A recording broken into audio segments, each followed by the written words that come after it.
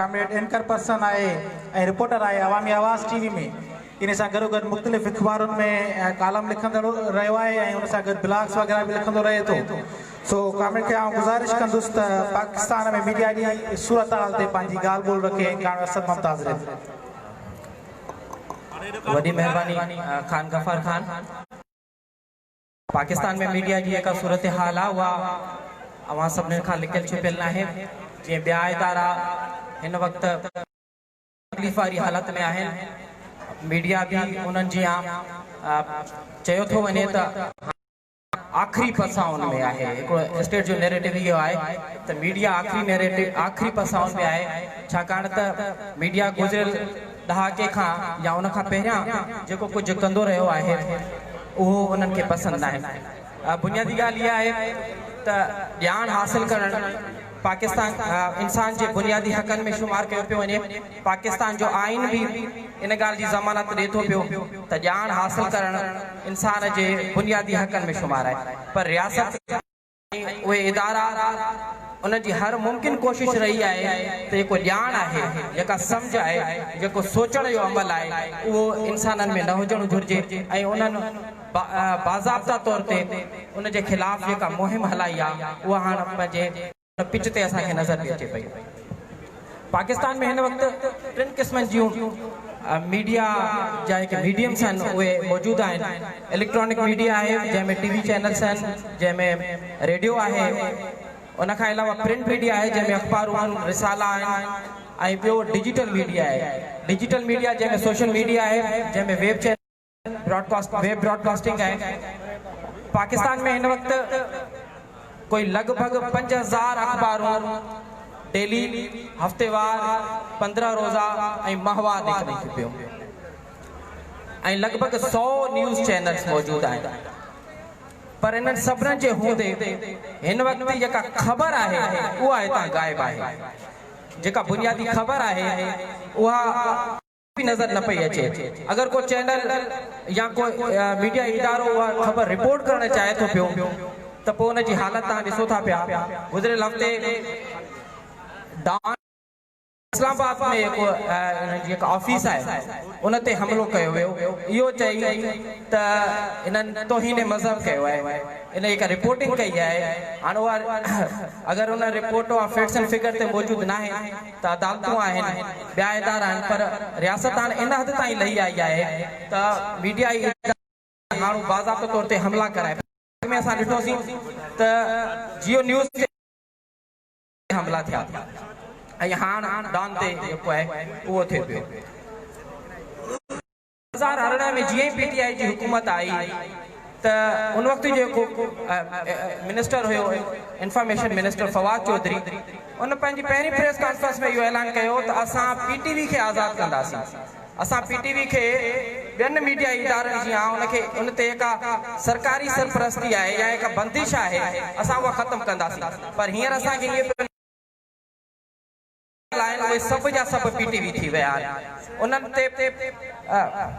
उन्हनि ते अपोज़िशन जूं ख़बरूं जेके आहिनि तक़रीबन मुकमल चई सघिजे थो त उहो उन्हनि ते बंदिश आहे या उहो पंहिंजी पसंदि जूं लाइण लाइ उहो कनि था पिया। तव्हांखे यादि हूंदो त नवाज़ शरीफ़ जॾहिं पाकिस्तान अचे पियो त उन जेको आज टीवी खे इंटरव्यू ॾिनो उहो रुकरायो वियो। ज़रदारी जो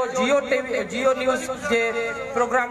कैपिटल टॉक जो इंटरव्यू रुकरायो वियो। मरियम नवाज़ ते मुकमल बंदिश आहे त उन जूं ख़बरूं न हलाइबियूं। उन जूं जेके रैलियूं हुयूं, जेके जलसा जुलूस हुया,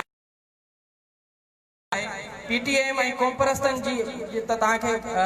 बाज़ार तव्हां ॼाणो था पिया मुकमल बंदिश आहे त तव्हांखे पीटीएम जे हवाले सां का ख़बर न आहे हलाइणी। क़ौमपरस्त ऐं क़ौमपरस्तनि मां मज़े जी ॻाल्हि इहा आहे त अगरि किथे को अख़बार उन जी ख़बर बि हलाए थी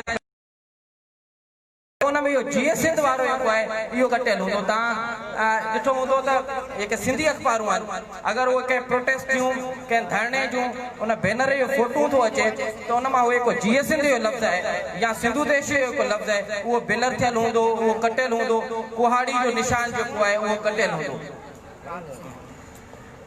इहा त रही अपोज़िशन क़ौमपरस्तनि जी ॻाल्हि। 2018 में जॾहिं शाहिद खाकान अब्बासी प्राइम मिनिस्टर हुयो उन हिकिड़ी प्रेस कॉन्फ्रेंस कई प्राइम मिनिस्टर हूंदे उहा प्रेस कॉन्फ्रेंस पाकिस्तान जे सभिनी मीडिया इदारनि अख़बारूं रेडियो टीवी ते त बंदिश हुई न थी पर हैरान कुन ॻाल्हि इहा आहे त उहा प्रेस कॉन्फ्रेंस रेडियो ऐं PTV बि कोन हलाई माना जंहिं मुल्क में वज़ीर आज़म जी प्रेस कॉन्फ्रेंस वज़ीर आज़म जी ॻाल्हि ॿोल उहा लगाए सघो त मीडिया केतिरी आज़ाद हूंदी हिन वक़्त ताईं लगभग 5000 मीडियाई वर्कर्स पंहिंजी नौकरियुनि खां फारिग कया विया 5000 मीडियाई वर्कर्स जंहिंमें रिपोर्टर्स आहिनि जंहिंमें कैमरामैन्स आहिनि जंहिंमें डेस्क ते वेठल जेके मीडियाई वर्कर्स आहिनि या ॿिया टेक्निकल शोबा आहिनि उन्हनि में 5000 मीडियाई वर्कर्स जेके आहिनि उन पंहिंजी नौकरियुनि खां उन्हनि खे फारिग कयो वियो आहे 12 इदारा हिन वक़्तु बंदि थी चुका आहिनि चयो इहो थो वञे त इहे इदारा उन करे बंदि थिया आहिनि उहो इंतहाई सख़्तु आहे उहो नाक़ाबिले क़बूल आहे ॿियो सरकार हाणे इहा ॻाल्हि बि सम्झण जहिड़ी आहे त सरकार इश्तिहार न ॾियण जे करे बंदि थिया आहिनि पर असां ॾिसूं था पिया जेके मीडिया में दोस्त कमु कंदा था उहे इन ॻाल्हि खां वाक़िफ़ आहिनि जेके पीटीआई जी हुकूमत में हिकु इश्तिहार मिलिया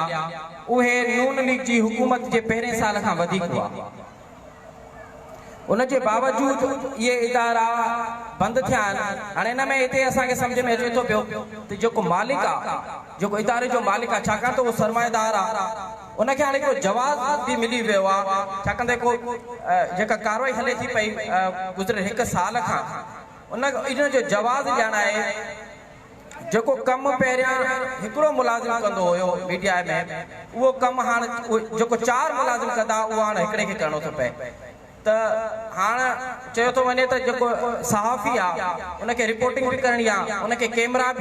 जी ॼाण बि हुजणु घुरिजे उनखे एडिटिंग बि अचणु घुरिजे उनखे वॉइस ओवर बि करिणो आहे उनखे स्क्रिप्ट बि ठाहिणो आहे त जेके 4 जेके मुख़्तलिफ़ वर्कर्स कमु कंदा उहो हाणे हिकिड़े खे करिणो थो पए छाकाणि सरमाएदार जी तव्हां सभु इन ॻाल्हि खां वाक़ुफ़ आहियो त सरमाएदार जी हर मुमकिन कोशिशि हूंदी आहे उनजी पहिरीं तरजीह इहा हूंदी आहे त घटि सरमाए में ऐं घटि महिनत में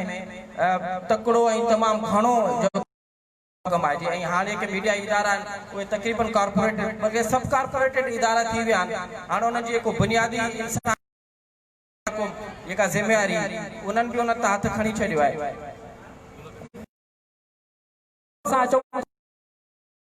मीडिया जो जेको किरदार जेको सोशल मीडिया जो हिन वक़्त ताईं जेको आहे त उहे सीनियर सहाफ़ी जिन्हनि खे हाणे उहे इदारा बर्दाश्त नथा करे सघनि ऐं जेके कंप्रोमाइज़ बि नथा कनि इन सॼे वहिंवार में जेके कंप्रोमाइज़ बि नथा कनि ऐं उन्हनि खे उहा सहप बि नाहे रही छाकाणि त जेको हींअर ताईं जेको ख़ौफ़ 2012 खां वठी 2018 ताईं 21 सहाफ़ियुनि खे शहीद कयो वियो आहे ऐं केतिरनि ई ते हमला बि थिया आहिनि उन खां पोइ जेको मीडिया में कमु कंदड़ जेको मुलाज़िम आहे ख़ासि करे जेको रिपोर्टर ऐं एंकर आहे उनखे इन ॻाल्हि में को शक न आहे त हुन में तमामु वॾो ख़ौफ़ बि मौजूदु आहे ऐं के सहाफ़ी अहिड़ा आहिनि जेके कंप्रोमाइज़ इन सॼी सूरत हाल में कंप्रोमाइज़ बि नथा कनि उन्हनि को पंहिंजा यूट्यूब चैनल्स खोलिया आहिनि तव्हांखे नज़र ईंदो हूंदो तलत हुसैन आहे नजम सेठी आहे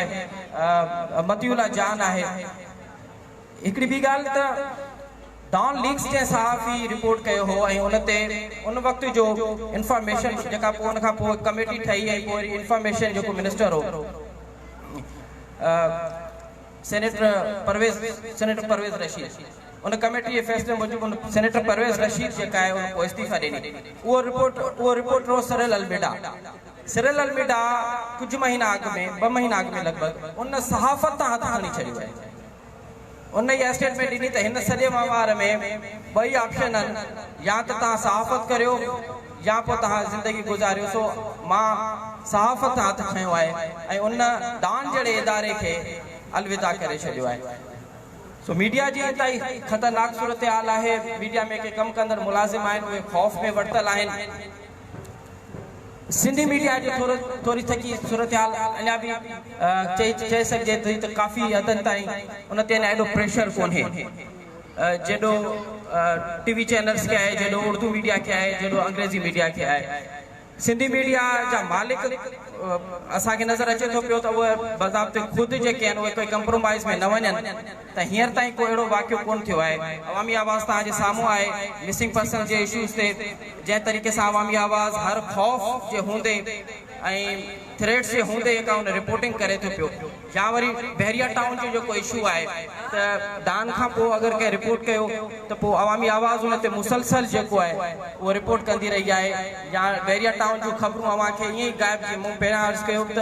100 टीवी चैनल से 50,000 अख़बारुनि जे बावजूदि ख़बर गाइब आहे। मिसाल जे तौर ते पोएं हफ़्ते जेका बहरिया टाउन जे मालिक जी बर्तानिया में उनखां पैसा वापसि वरिता विया, इहा ख़बर मूंखे कंहिं माना कंहिं इदारे में ईअं नज़र न आई त जंहिंमें उनजो नालो खयो वियो हुजे, उनजे इदारे जो नालो खयो वियो हुजे। पहिरियां त इहो चयो वियो त हिकिड़े पाकिस्तानी हिकिड़े शहरी जे हूंदे मीडिया इदारनि इहो तासुर पियो ॾिनो त ॼण उहे पैसा नवाज़ शरीफ़ या उनजे ख़ानदान जा हुजनि। पोइ जॾहिं BBC उनखे रिपोर्ट कयो त न, इहे पैसा जेके आहिनि उहे मलिक रियाज़ जा आहिनि, त उन जेके बि ख़बरूं हलियूं उन में मलिक रियाज़ जो नालो कटियल हुयो। पर डान उनखे रिपोर्ट कयो, अवामी आवाज़ रिपोर्ट कयो, जेके सोशल मीडिया जा जेके ब्लॉगर्स आहिनि या ॿिया उन्हनि उनखे रिपोर्ट कयो।